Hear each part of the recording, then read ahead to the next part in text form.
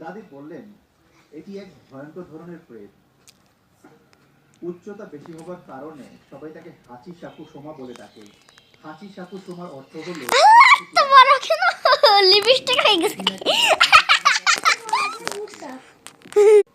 সে যে পো পো শব্দটা করে।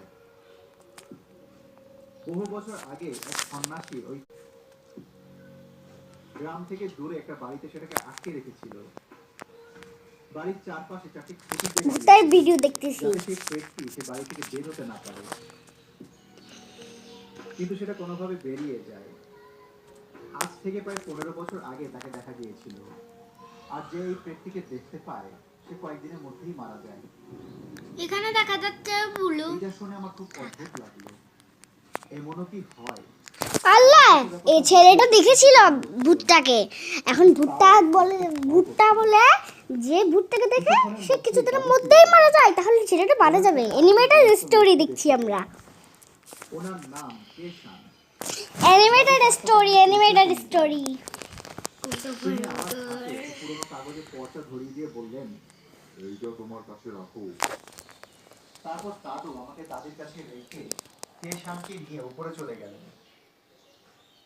আমার বাথরুমে যাওয়ার প্রয়োজন ছিল। দাদি আমার সাথে বাথরুম পর্যন্ত গেলেন।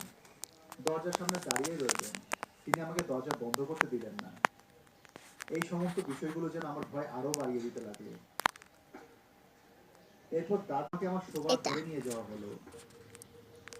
ঘরে গিয়ে দেখ, তুমি তোমার বাথরুমের কাজ করবে মানে? কেশান আমাকে বিছানায় বসিয়ে দিয়ে বললেন, খুব মনোযোগ দিয়ে শোনো।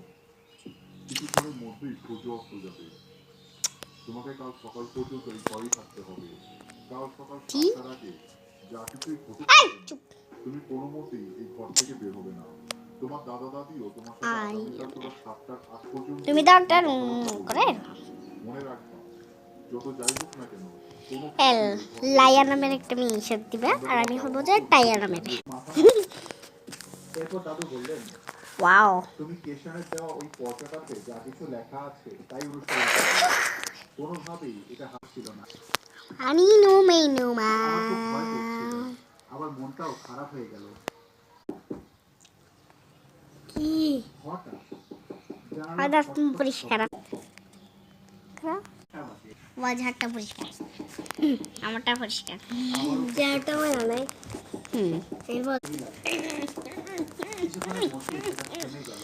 আকা কি যেন আমার কিরো মাতে তালো নানি কিনো মানে মানে পিঙ্কি উস্তাম। দাদুর মতোই, কিন্তু একটু